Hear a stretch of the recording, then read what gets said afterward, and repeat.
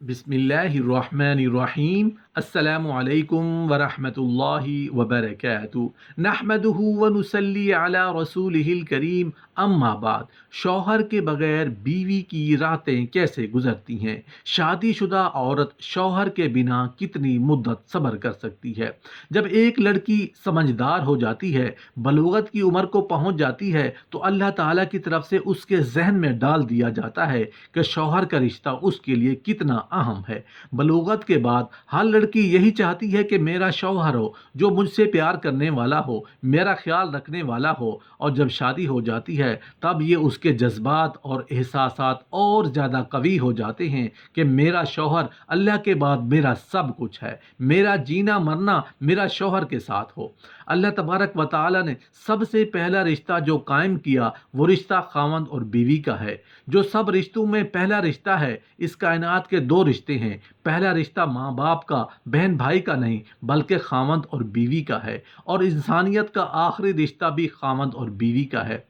क़यामत के बाद जन्नत में हर खावंद अपनी बीवी के साथ और हर बीवी अपने खावंद के साथ आखिरत की यानी अब्दी ज़िंदगी गुजारेंगे। इंसानियत की इब्तदा जिस रिश्ते से हुई, वो खावंद और बीवी का है, और इंसानियत की इंतहा भी उसी रिश्ते पर होगी, और इसी रिश्ते पर तमाम मुआशरे की बुनियाद है। इसी तरह ये दोनों इकाइयाँ हैं जिससे बाकी अदद तश्कील पाते हैं।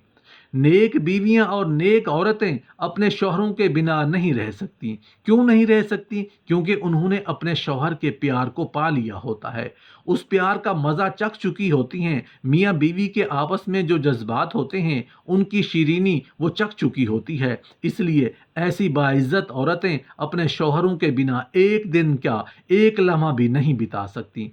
और यही इस्लाम हमें सबक देता है कि मियाँ बीवी का रिश्ता धरती का कितना अहम रिश्ता है। 4 माह से ज़्यादा बीवी से अलहदगी और सोहबत ना करने को उलमा ने मना फरमाया है, क्योंकि औरत में कुव्वत सब्र 4 माह से ज़्यादा नहीं होती। जैसा कि हज़रत उमर रज़ी अल्लाह अन्हु के साथ पेश आए वाक़या से पता चलता है। शरीयत का यही तकाज़ा है, ख़ावंद अपनी बीवी के साथ रिहाइश पजीर हो, लेकिन अगर वो सफ़र या किसी और काम व तिजारत वगैरह या किसी मशरू उज़र की बिना पर गायब है, तो उस हालत में खामंद को कोशिश करनी चाहिए कि वो बीवी से ज़्यादा मुद्दत गायब ना रहे।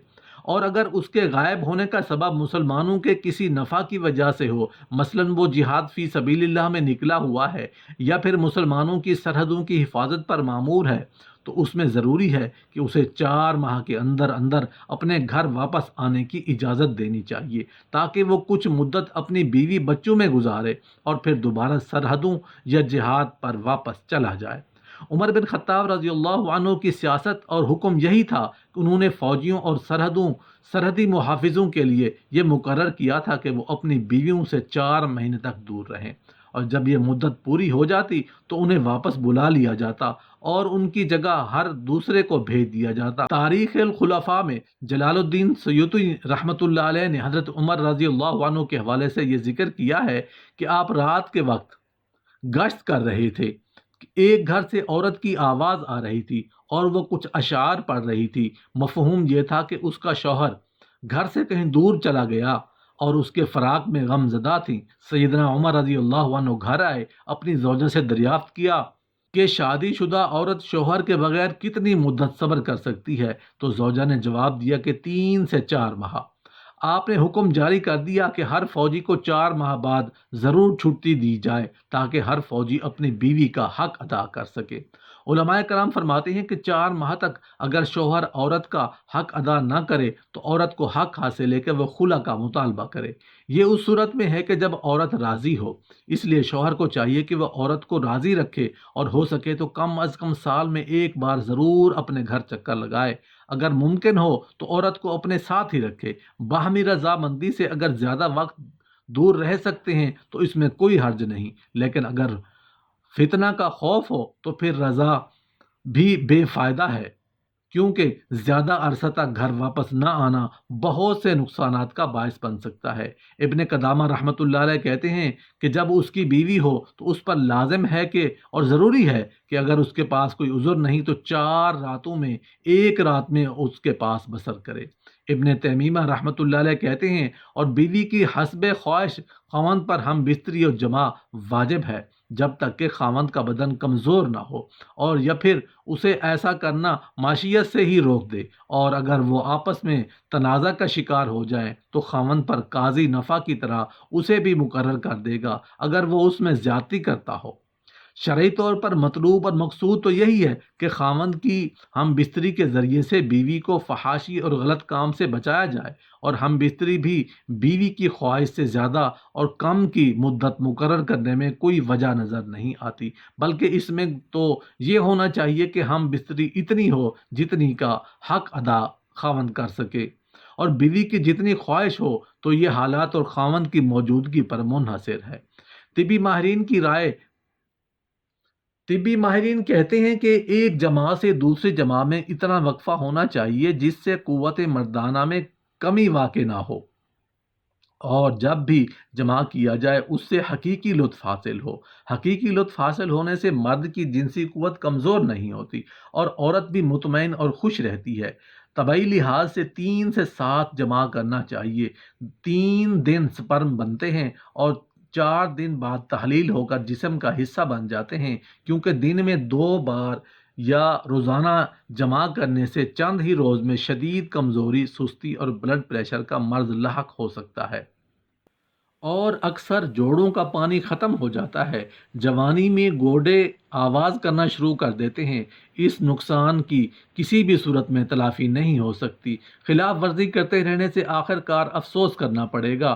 زیادہ منی کا اخراج بار بار نہیں ہو سکتا، کیونکہ یہ چیز انسانی جسم میں وافر مقدار میں نہیں بنتی۔ طبی لحاظ سے 4 سے 7 یوم بعد جمع کرنے سے جسم میں کسی قسم کی کمی یا کمزوری نہیں ہوتی، وہ قدرتی حقیقی لطف حاصل ہوتا ہے۔